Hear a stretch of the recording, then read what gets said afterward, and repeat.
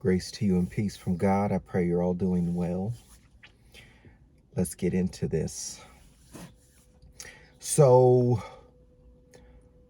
yesterday I made a video about the UK teacher getting fired, and I shared with you some of the instances or situations that I dealt with and went through as a teacher here in Florida. They didn't lead to me getting fired, but again, eventually there would be a straw to break the camel's back. These were all just added, piling up things that would lead to my termination from my second job. But before I talk about what it was that got me fired from that job, some of you may know already, but I want to talk about the first teaching job that I had in California that I lost, that I was terminated from. And so let's get into that. Now, for the few who sat through that long, I know it was a long Christian testimony, you'll know you'll know a lot about who I am. So, I'm sorry it was so long. I even went back and looked at it. I was like, dang, I really do. Like, people have said, like, you talk slow, B. But I'm so much in my head that I have to find the words and the right words. And, I'm very introverted. Maybe it's even like something like I overthink things. And I think that leads me to saying the wrong word. So anyways, sorry that was so long, but for those of you who sat through it, you know that it ended with me, in a sense, being cut loose. There's a couple verses in the Bible that says if there's a Christian living in sin, then cut him loose, remove him from the church, give him over to the devil, that he may see his shame and come back. It's for the purpose of bringing them back. And I believe God did that to me. It wasn't believers who did it. It was God who did it to me. He let me go into the darkness. But I also don't fully understand. I know I wasn't born again. I know that for sure. So I have this motorcycle accident, and that's what it takes to, like, it was like an epiphany. Like, oh, I'm fighting God. I'm done fighting God. I don't want to fight God. Consciously, I wouldn't have told you, oh, what are you doing, Brian? You living in sin? Oh, I'm fighting God. So I don't even know where that came from. But as I lay there in the back of the ambulance, I was like, okay, I'm done fighting you, God. And so I came to that point. The girl I was with at the time was like, we got to get married. So we ended up moving out of Los Angeles, the craziness of Hollywood, and about an hour outside of Los Angeles called Murrieta, California, which is near Temecula, California. Wine country. A lot of people know about Temecula. So we live out there, and this is like, it used to be very rural. It's a lot of open, kind of like desert, suburbs, completely different scene from Hollywood, California, which is what I needed. I needed to get away from all that madness. No longer working at the hospital anymore as an x-ray tech assistant. And so while I'm in Los Angeles, I would do a lot of different things to make money. And one of those things I would do would be audience work. You go sit in the audience of like TV shows, and they would pay you to sit there and clap. It's so fake. I can't stand. I used to love Hollywood. I can't stand Hollywood now. Well, that'll be a separate video. They pay you to laugh. They tell you when to laugh, tell you when to clap, blah, blah, blah, blah. So that's what I would do for money. And so you meet a lot of different characters doing stuff like that.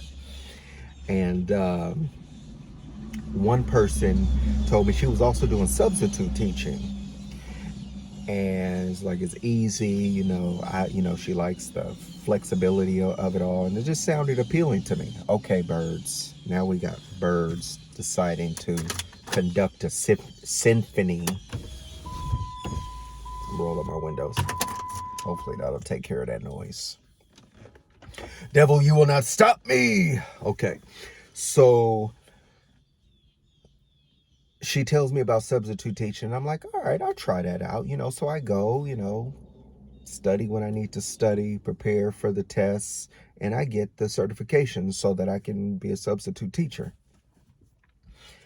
So we end up moving out to Marietta, and so now that I'm no longer working at the Kaiser Hospital, it's like the longest job I ever had, 10 years. But that was it. I had gotten hurt on the job, went through a whole bunch of stuff, and so now I'm no longer there. We move out to Marietta. I start substitute teaching. Now, remember, if you know my testimony, my Christian testimony by now, then you know that there was points where I was not living in sin and just praying and fasting, and those were the times where things would happen, dreams would happen. I would see things before they would happen. I would just feel this closeness and fellowship with God that I had never even experienced or known in my whole life. So I get out here, I'm married, I'm no longer living in sin, and I just cut out a whole bunch of nonsense. And this is where I would start to have visions, dreams, a close connection with God again. And so if you go, maybe those of you who found me by my testimony of God, like showing me heaven or hell, or let me experience his goodness as opposed to him pulling himself away from me, or what it is going to be like when you go to hell. The absence of his goodness is what I experienced. So this is where I would experience this. Moving out of Los Angeles, I'm in the Bible every day because I'm like, who is this God that keeps rescuing me? Who is this God that is not letting me go? Who's not going to let me destroy myself? So this is where I will be born again.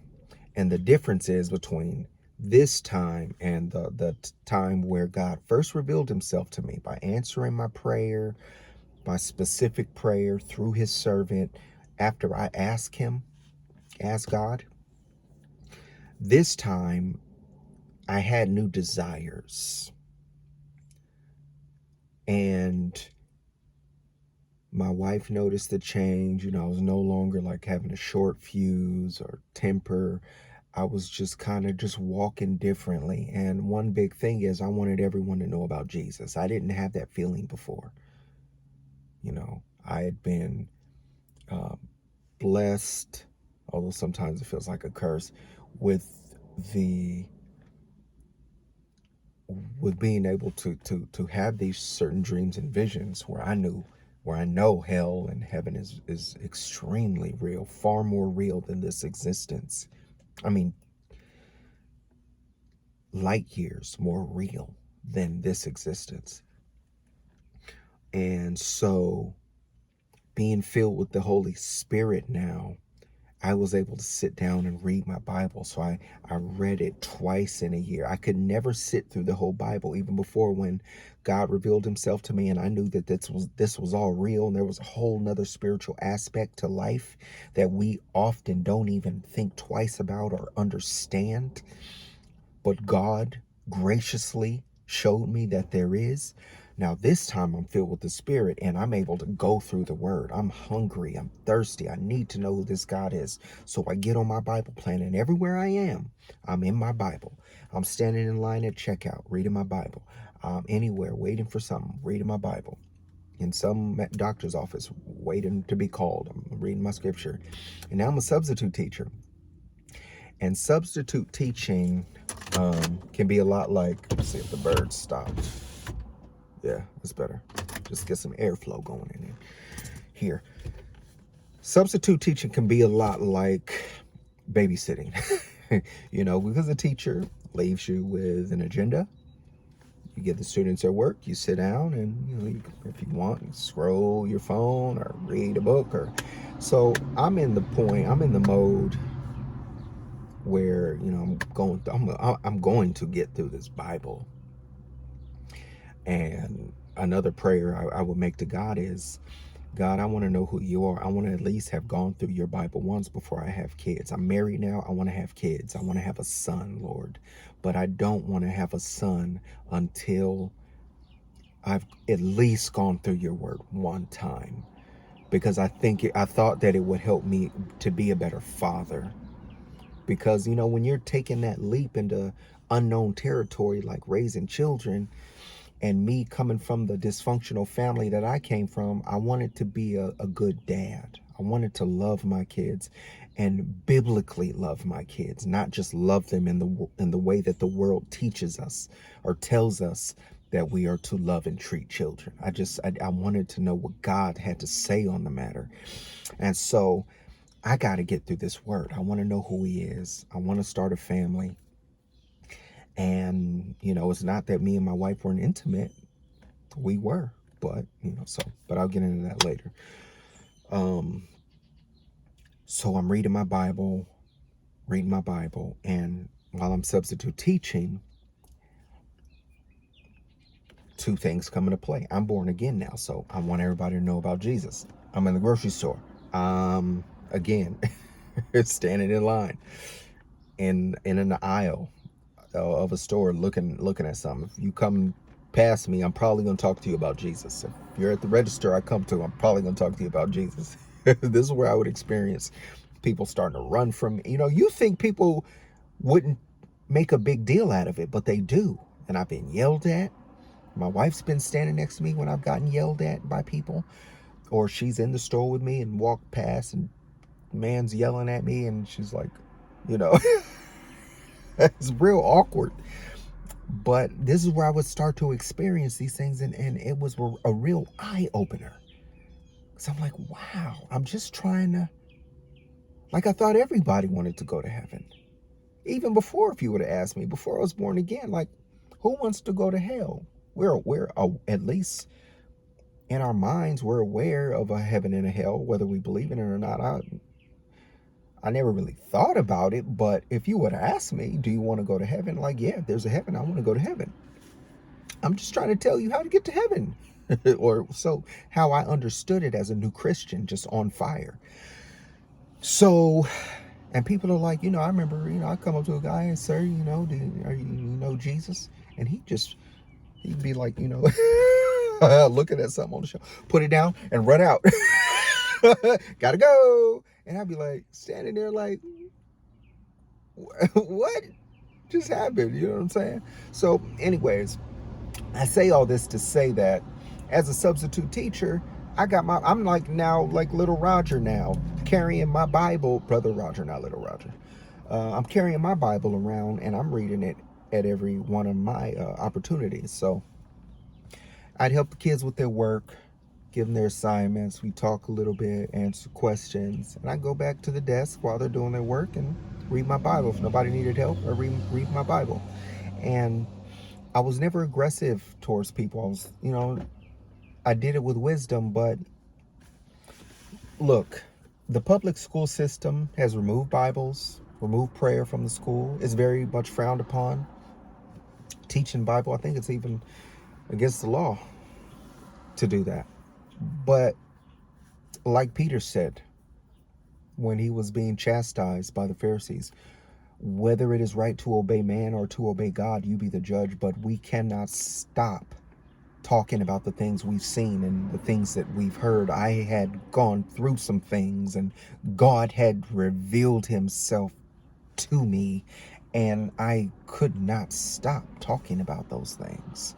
I needed people to know who Jesus was. I moved with wisdom. I wasn't blatant or disrespectful about it.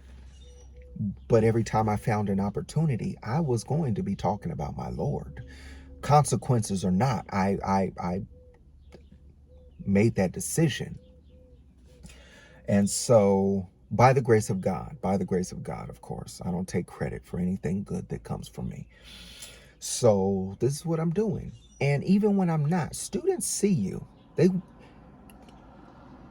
One thing I'm learning, even from my own kids, they watch you. They see what you're doing. They see how you're living. They see what kind of person you are, even when you're not paying attention, even when you don't realize it. And so they'd see me reading my Bible, and that's how the conversations would get started. Mr. Brian, what's going on? Why are you always, saying questions like that? And I'd always have a Bible with me, either my big Bible or one of these like small Bibles, not necessarily like this, but, you know, if I'm at PE and they're playing basketball, I'm walking around the court, circling around the court, while I'm watching them, and I'm in my little tiny, scripture. There'd be students who wouldn't want to play. They come up to me and spark a conversation. I always had a rapport with these kids.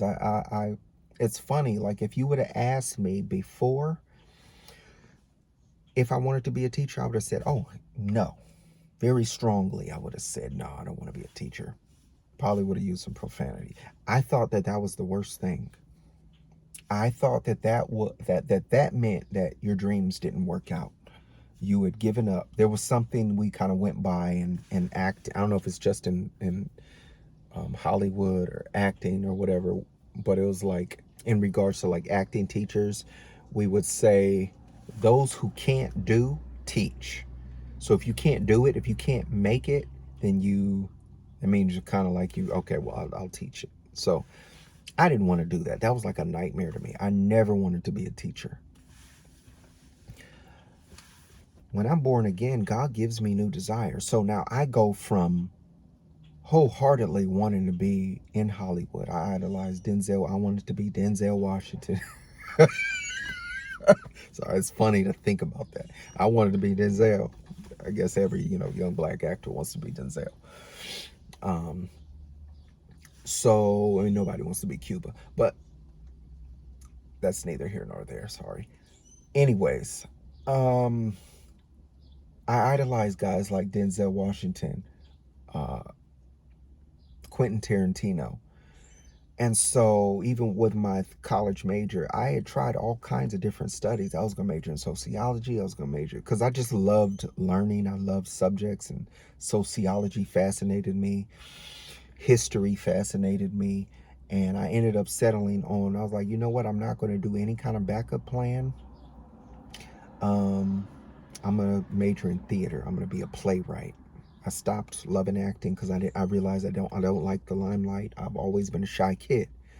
So I loved writing. I'm introspective. I like getting my thoughts out and, being the creative aspect and, kind of like thinking about God like that in a sense to where he wrote the story and we're the actors and we're the vessels, we're the ones who are living out the story. So I thought that was very powerful about writing. You could create people, you could create characters and then bring them to life. So I loved that. I wanted to do that wholeheartedly. But then I was born again, and the funniest thing happened. I could care less about Hollywood and any of that. And that was huge for me because that's what I was going to do. So anyway, sorry. A little bit of a digression, tangent, whatever. I start substitute teaching just for the flexibility. And, I can work when I want to work. If I want to work here, if I want to go here, if I want to do middle school, elementary, high school, I could, it's kind of like you're your own boss in a sense, but not really. You got a district to answer to and rules to follow.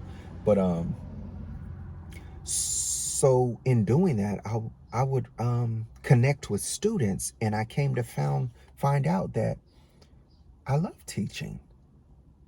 I love being like the person who can help someone out by teaching them from my own life experiences and things that I've gone through. And I was always coming across kids who were struggling with things. And these would be things like, okay, well, I've been there, let's talk about it. But then I would slip Jesus in, here's the hope that you have in Jesus. Okay. So doing it with wisdom and with respect, that's what I would be doing as a substitute teacher. And God protected me throughout. I was there for like 2 years, substitute teaching. God protected me. There was never students who went home and Mr. Bryan talked about Jesus. I would have, there would be times where I'd have full classroom discussions about the gospel, about Jesus. And again, I would make sure everybody was okay with it. I didn't want one person uncomfortable with it. You want to have a debate, if you want to refute it, yeah, we can talk about that. But I need to make sure everybody's okay. If everybody's okay, and oftentimes they would be because they're trying to get away from doing their work. But yeah, hey, to me, this is more important. This is the most important thing on planet Earth is the salvation of souls, and so I would do that, protected by God. God allowed me to do that without consequences, without anybody going home. We had a discussion about Jesus today. And it was always the high school students. Middle school, they're a little bit young for that. If they ask me little questions about, why are you reading the Bible? I'd give them little jewels here and there, but it was generally the high school students that, I would go more into it. They're able to think and to, reason and to, what I'm saying? So anyways, God protected me doing that for a couple of years. Now, building a rapport with my students, I come to find out I love teaching. It's a gift. It's a blessing from God. I didn't understand it before, but I came to understand it. Throughout this time, I've got my wife now. She has family living in Florida, right? Okay. So we would make trips to Florida here and there. Again, being a sub, I would take a week off when I wanted. I just wouldn't take jobs that week. And we, either fly to Florida or more often than not, we would take road trips because I love taking road trips. So, we push out to Florida and it was all right. I remember when I first got to Florida, I stepped off the plane and I walked outside and it felt like I stepped into a sauna. Now, I remember the feeling of a sauna because I had gym memberships from time to time. And so, I was curious about the sauna. I went in one day and I was like, oh, why do people sit in here? This is terrible. It's hot and thick and can't breathe. Like, people enjoy doing this? No, not a sauna, dude. So I step off the plane, go outside of the airport, and it feels like, I'm like, wait a minute, people, because I never really been a lot of places. California, we got dry weather. It's like people live in a sauna? Like this was, oh, I hated it. I couldn't stand the feeling. That and mosquitoes. Those two reasons enough was like, no, never. I will never live here. I remember saying that to I could never live here. How do people live getting bit by mosquitoes and sitting in a sauna? That's like, no.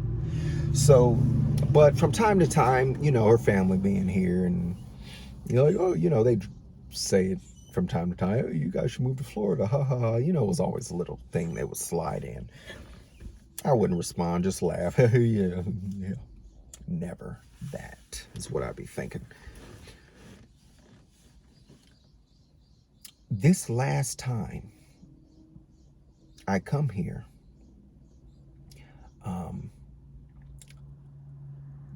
with my wife, obviously, they're really pushing it. They're really like, it's strange. I like go to my wife on the side and I'm like, is it me or are they really trying to convince us about Florida? Yeah, man, we'll get you a job. We're connected with all, you'll love it. Like a real sales pitch. Like I feel like I'm at the car dealership. It's like kind of uncomfortable. And it's just strange because they never did this before.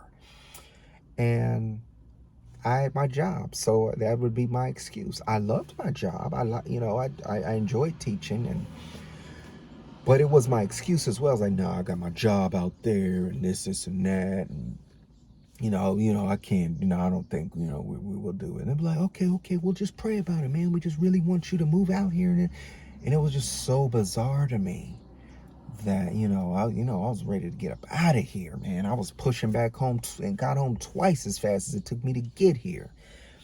On this last road trip, it was always that case because Best thing about vacation is when it's over and you can go home, right? So my job is my excuse, right?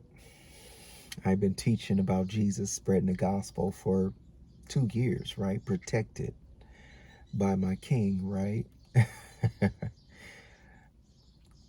And it was interesting. I'd be sitting in class. I remember one day class ended, and I often would teach at a school, at a continuation high school, and these were troubled kids who had come from dysfunctional families, and I related to that. As some of you know from my testimony, I knew what it was like to grow up in a dysfunctional home, and so I always could have a rapport with these kids. I always could like get the hardest students, hardest young men who would sit there and never do work, but I could get them to get up and do work, not by exerting any kind of power, yelling at you, but just talking to you real, giving it to you straight up. Cause I had been there. I had thought gang banging was cool. I thought it was cool to be a tough guy and hard and all this nonsense. And I would just drop gems and just straight up, like my pops told me one day. He's like, "You want to be a gangster?" My father never told me not to do nothing. "You want to be a gang member, son?" Like, "Yeah, I want to be a blood." My father was never about this. He was always about his money. It wasn't legal how he went about getting his money, but he wasn't about this petty stuff, gang members, gangs, colors, foolishness. That's what I was thought was cool. It was the 90s. My cousins was Bloods. The movies I love, what I'm saying, Boys in the Hood, Men's Society, those are the things that I was just like, the music, the rap, what I'm saying? So, and I remember one day, I probably told you this already, but I'll tell you again. My dad was like, "You wouldn't do that, son." He was like, "Okay, look around." And this is what I told my students. It's like, look around. Look at the people who have stuck with this gang banging life and become adults, and look how they look. No money, leeching off a woman, can't take care of themselves, dirty clothes, don't have their own a place, to call their own, just always just hanging out, drinking, like basically being bums. You want to be like, that's what you want to look like when you grow up? All right, well then gang bang. Do it. Go ahead. You have my blessing. So, and that affected me because I would look around and I'd be like, "Pops is right. I don't like how these dudes look. I want to be, my dad wasn't on the straight and narrow, but, I want to be clean. I want to have money. I want to, have women and this and that. And I don't want to be no bum." So that helped me. And so I would keep it real with my students like that. And I'm telling you, after you want to be a loser? All right, sit there. Don't do nothing. But this is the picture of what it looks like if you continue upon this path. And at the end of it, I was like, the only thing that helped me was God. But so I go sit down at my desk. All right, you gonna do your work? All right, cool. You're not gonna do your work? Be who you want to be in this life. I sit down, read my Bible, and I look over at them, and they'd be sitting there. They'd be like really thinking about it. And I mean, some of the toughest kids are, they'd sit there and they'd have just a look of defiance on their face. They were angry. They'd get up, go back, grab, textbook, sit down, and at least attempt to do some work. I'd see them, let them, try at it for a while. Then I'd get up and help them out. All right, man. So this is what's going on. This is how you do this. Because when you're living that life, you may just not know how to do the work. So I can't just leave you to do the work. Like I gotta walk. I gotta make sure you understand. So I would do that and get assignments out of them. And it was a beautiful thing, man. It was a powerful thing. And so, when I'd have students come up to me after class, "Mr. Brian, Christian students, I'm guessing they were. Mr. Brian, I really appreciate that you're not afraid to carry your Bible around. You're not afraid to talk about God or Jesus. I really appreciate that about you." And it was things like that just touched my heart, man, because it's not easy. It's not easy to do that. And so it was nice to know that it was an encouragement to the students, that I was able to encourage them with scripture and with God and with hope, really, and with just wisdom about this life. I felt like I had a knack for it. Um, Even, when we moved out here, I still didn't want to go to church at first. I just wanted to know who God was. I wanted to read my Bible. My wife wanted to go to church. She ended up dragging me. We started going to Calvary Chapel, and I grew to love that. But once I got a part of the church, I was like, you know what? I'll start being be a part of the youth group. And so, I'd be there to share my testimony and encourage the young people. It was just something that I didn't know that I had in me before, that God, showed me. And it was a beautiful thing. So, last trip from Florida, I get back. Feeling good to be back into my teaching, doing my thing. I One thing I would do as a substitute teacher, whatever class I was in, I would give them food for thought. Meaning, they come in the class, I would direct their attention to the board, and it might be a poem or a quote from a famous person, uh, a jewel, or when I say jewel, I mean, you know what I mean, like some wisdom, small quote, something maybe proverbial, like laziness and poverty go hand in hand. I wouldn't write, this is from the Bible up there, but that's something we all can relate to. And it also happens to be in scripture, in the Proverbs. Laziness and poverty go hand in hand. And this relates to them because if you're going to be lazy about working, doing your work, then rest assured you are going to be in poverty. You're going to not have, you're going to be lacking in knowledge or money, or whatever it is. You're going to be poor in something that you are being lazy towards. So food for thought. I direct their attention to the board, poem, whatever. I'd be like, all right, take 5 minutes, 10 minutes, and you can write about it, or you can write about it or just sit and think about it. I really just wanted them to think. I wanted to get the wheels turning. I wanted to prepare their mind to receive education or to be engaged in the educational process. And so um, I always did that. This particular time, I'm in the science class that I've been in before. I know the teacher, know the students. I'm here. The first week I'm back from this last trip of Florida, where they're really pushing me to move here. And my job was the excuse why I couldn't. Although I just didn't like Florida. I hated Florida. I didn't, but I didn't, you don't want to say that to Floridians. Come on, man. How can you live here? This place is terrible. And it's really not. There were, the beaches are great. The skies, I love the clouds. I've never seen big, thick clouds like you do in Florida and California. It's just smog, especially LA, smog and just no clouds, no stars at night. You can't see it, but here you can see stars at night. And so there were things, but everybody hates mosquitoes. Well, I think everybody hates mosquitoes. You should. And no-see-ums, you can't even see them. That's why you call them no-see-ums. But no-see-ums, you go to the beach, come back, got 20 bites on your legs by things you couldn't even see were biting you. So anyways, hated Florida. Back in California, first week back. Feels great. Science class. They're studying genetics. I know a little bit about genetics. So I get a little excited. I'm kind of a geek. you know the way my fascination with God is all aspects, because I study science to see how God created things. I study mathematics, um, just all different kinds of things that further deepen my knowledge of who God is. And yeah, so studying genetics and physics and stuff like that, not heavy, but just enough to be like, oh wow, it's incredible.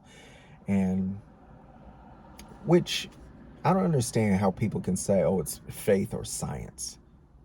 God never tells us to believe in the darkness. He tells us to study. He tells us he's all seeing, all knowing God with endless wisdom and knowledge. Why would he want his servants to just take a leap of faith in the dark and just be as dumb as a rock, not know anything, not know why they believe, not know who the God is that they're serving, who obviously loves knowledge, loves wisdom? I mean, I can't wait to just sit at his feet and learn about things that are just so profound and so deep, that it would fracture my brain if he told me now. But you know what I'm saying? He doesn't call us to be dummies, just believing with, anyways, sorry.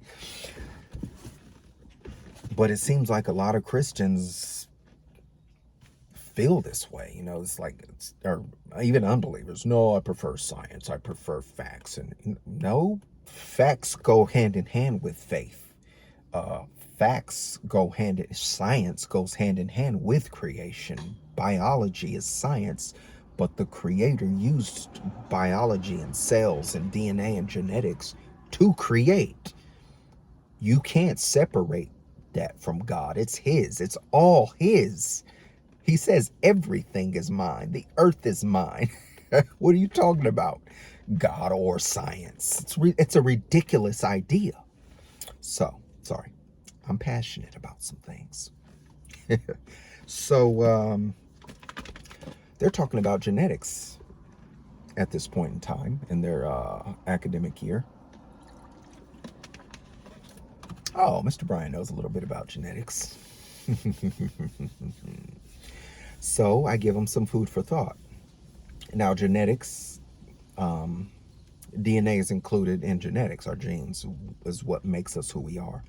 So when we're talking about who we are, we're talking about life, right? And so the food for thought that I give them is, and I'll show you a picture of it because I took a picture of this. I never did that before, but for some reason, I know the reason now, but in that moment, I didn't know why I was taking a picture of it.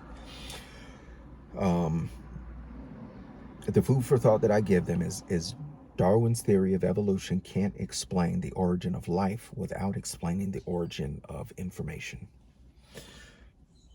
Darwin's theory of evolution cannot explain the origin of life without explaining the origin of information.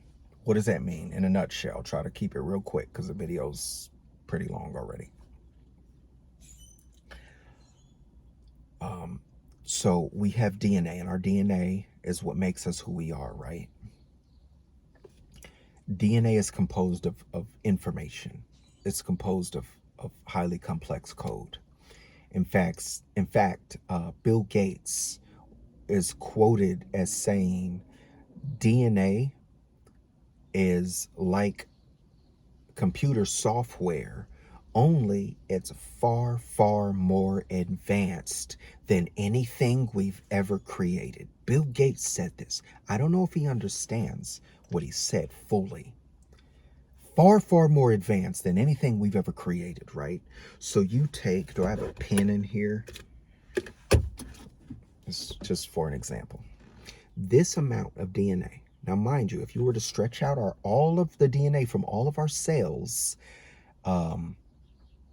the length of DNA would go from one end to the other end of the solar system twice. The diameter of the solar system, if you stretch out every DNA that's compacted into our bodies, stretched out every piece of DNA from our cells, all of our cells, it would stretch from one end to the other end of the solar system in diameter. Okay. Crazy. Think about how big the solar system is.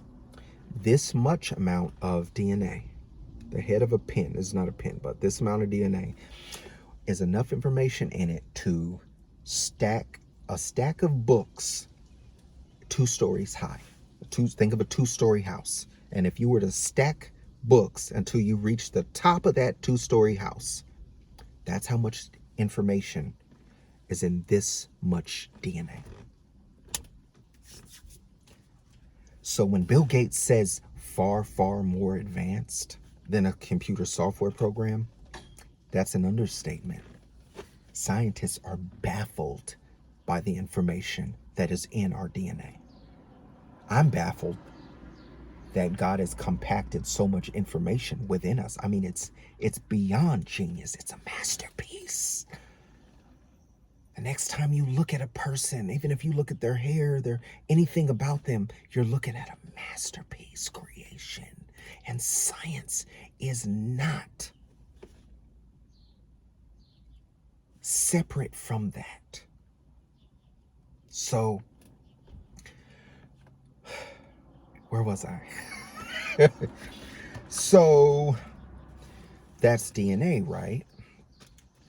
But what Bill Gates didn't understand, I don't think he understands what he was saying is, so when we look at a computer program, it's created the same way. It's software, right? It's not, you can't feel it. It's not tangible. It's software. Our phones have software. They're apps that are written with the same code that give them life. If the code has a flaw in it, then your app's not going to function properly. That's why we need these updates for our apps and for our phones to keep them functioning properly.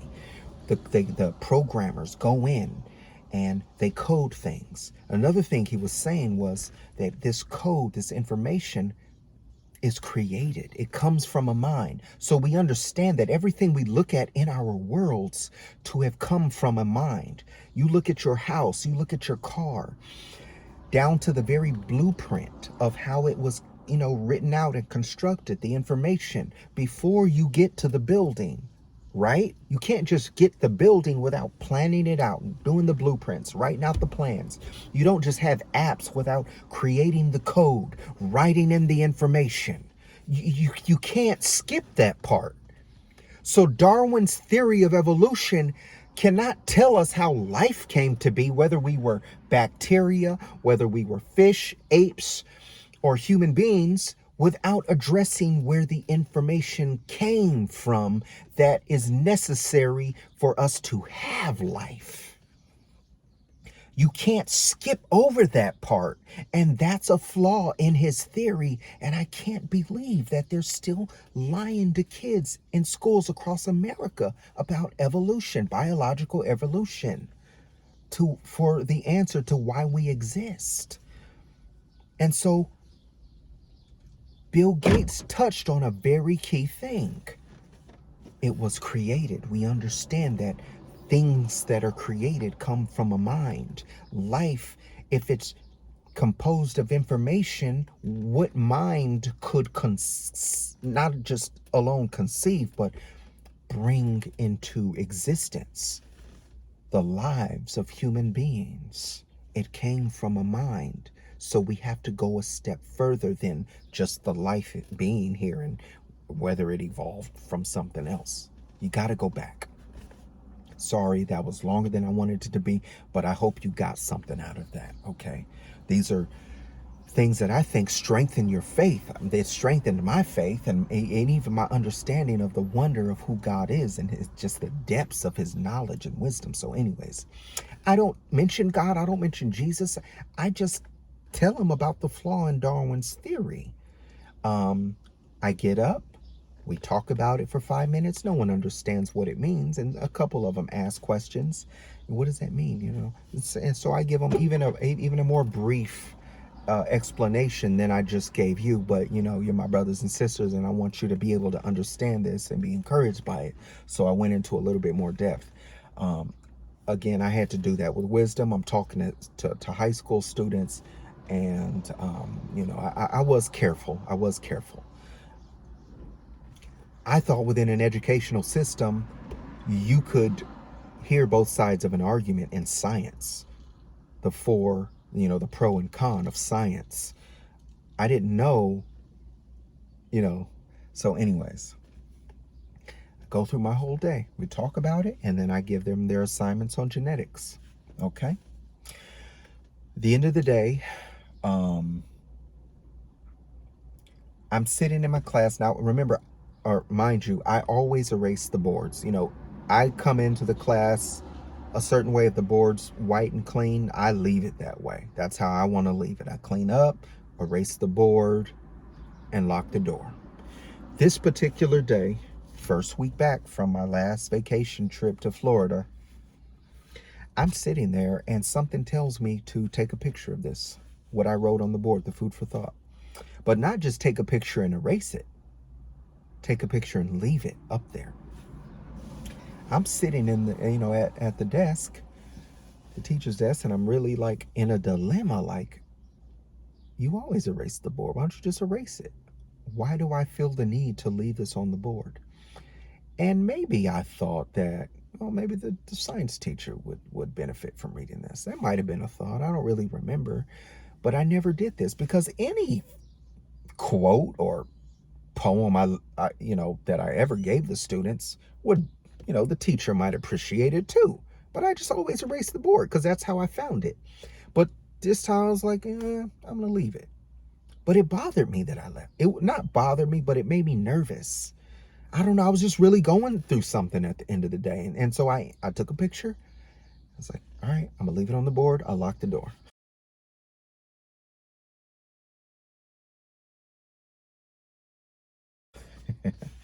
Next day, I am sitting in a Spanish classroom. I know these kids, been here before, give them their assignments. The class is a little bit noisy. I didn't mind chatter as long as they were doing their work, right? So that's the situation. My phone rings.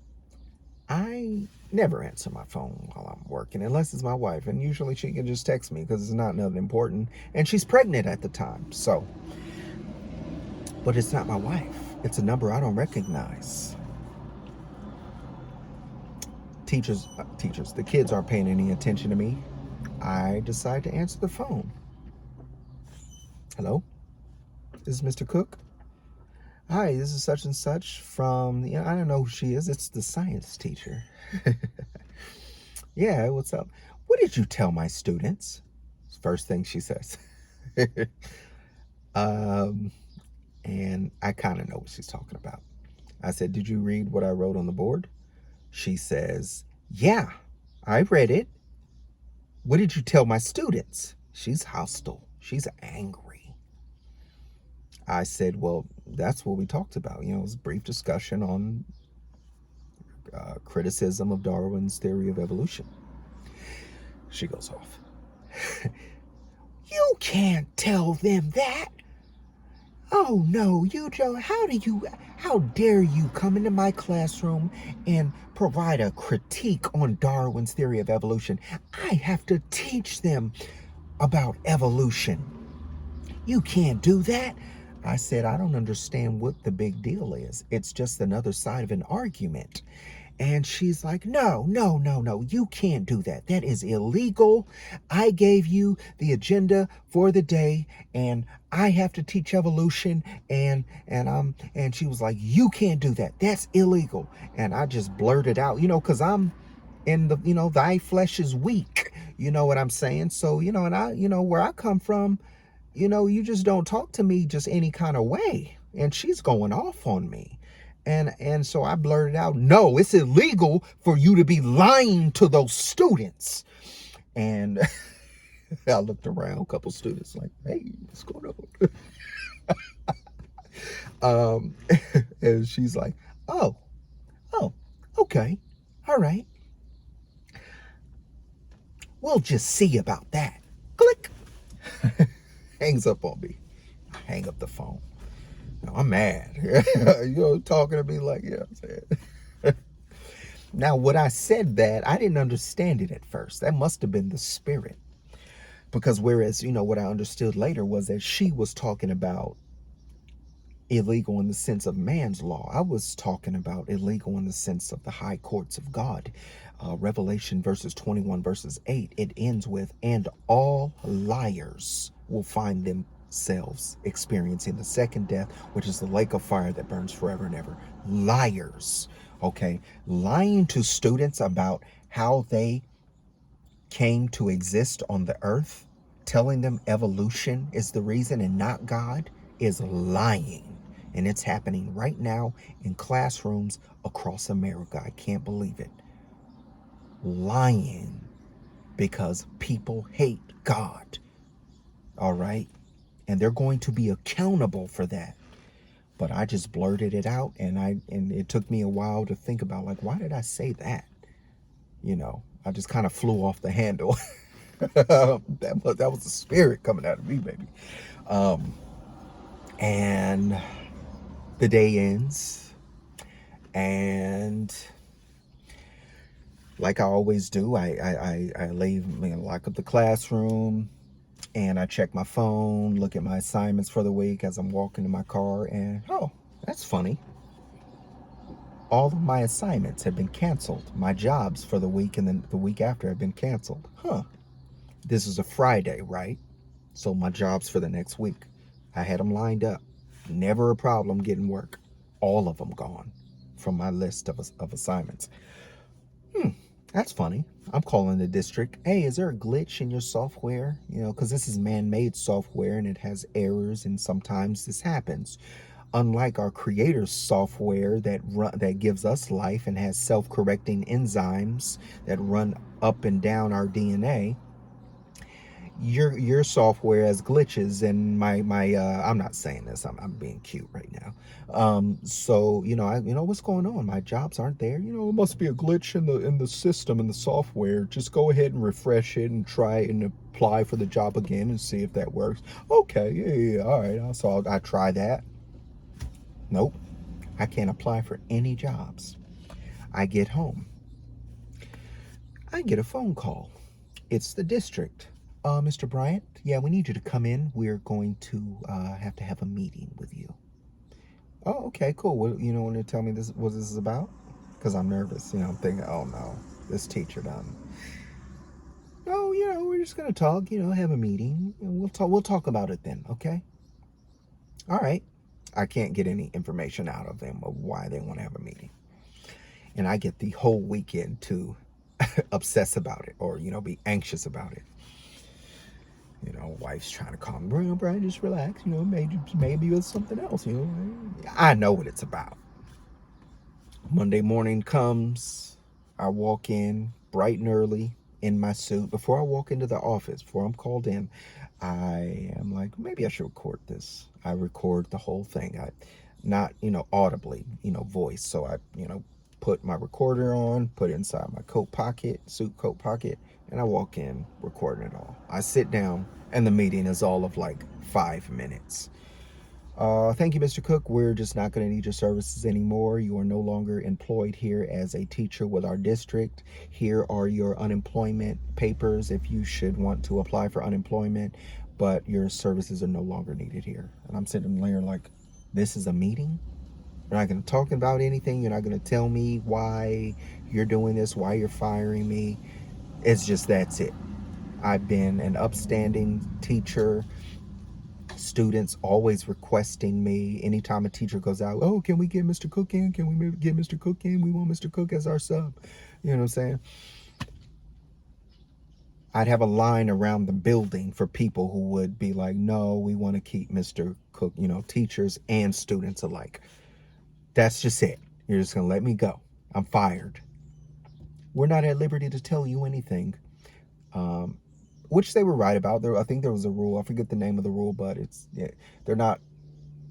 They could just fire you for any reason. And so they bring that up. We don't have to tell you anything. That's it. We just no longer need your services. Thank you. Here's your unemployment papers. We wish you the best. And I'm like, all right, well, Brian, be Christian right now. Honor God. Don't argue with these people. Don't get angry. Don't fight. You know what I'm saying? Just go out with dignity. And I'm like, all right. All right. I stand up and I walk out. And I'm hurt, man. I'm hurt. Because, one thing you learn about being a teacher is you establish a rapport with your students, and, you look forward to seeing them again. You look forward to watching them go from, I was only a teacher for like, I think 2 years, might have been 3, but at least 2. You see them go from being 8th graders in middle school, and then you get to the high school, and they're like, "Hey, Mr. Bryant, I'm in 9th grade now." You know what I'm saying? It's just, and just to know that I taught them those things because I cared about them, and I knew it was the truth. And within an academic system, people should be able to think critically and not just be hammered in one idea and not be given any room for criticism on that idea. I mean, it blows my mind that this is the educational system for the youth. These are the people who become adults and run the country, but we can't teach them to be critical thinkers and look at both sides of an argument. In this instance, I never brought up religion. I was fired for criticizing evolution, a flaw in a scientific theory. And I couldn't do that. Evidently, that was illegal to do that, to get students to think for themselves and to decide for themselves whether or not they want to believe in this theory of science as opposed to this theory of science. You know what I'm saying? Like, it just blew my mind and it hurt me. And, so I reached out to some Christians and like, "Man, no, man, you need to go ahead and sue them, and you got a case there, man. That's discrimination," and, all that, And I thought about it and I was like, it wouldn't hurt to get a nice check. But I was like, you know what? Nah, I ain't even gonna fight. I ain't gonna raise my voice. I'ma just take it as proof of what Jesus said would happen. There is none hated so much as those who preach the truth. That's not what Jesus said, but philosophers said that. But Jesus says, when you are following me, when you are living after me, the people are going to hate you. People are going to treat you in a certain way. And when you live that way, the world proves the Bible is true. The unbelieving world proves the Bible is true. And I was like, you know what? I'm going to put my faith in God on this one. I know that he's leading me, and I know that he will take care of me. He's never left me out hungry in the cold before. Yeah, this comes at a terrible time. My wife is pregnant. I got to provide for my family. And obviously, this is after I had read the Bible, because I told you that I didn't want to have a kid until after that was my prayer to God. The month after I finished reading my Bible, twice in a year. I'm teaching this whole time, month after, last trip to Florida, my wife is pregnant. So she's pregnant. And now I don't have a job. And now I feel like all this praying for faith has really been answered, because now I really got to believe. And I was like, you know what? I'm gonna let God handle this. I'm not going to go through all of that. I'm gonna just take it as persecution. And even though I necessarily wasn't preaching Jesus, but I was speaking the truth. And so I left it as that. And there are things that would happen that would lead me to obviously living in Florida and getting another teaching job. And because this video is so long, I'm going to leave it here at that. Man, it's an hour. I apologize. But I told you the full story, and that's what happened. And it's very unfortunate. It's very unfortunate. And, I think back about some of my students and I miss them. But at least I was able to be a positive influence in their lives and to share the gospel with some of them, a lot of them.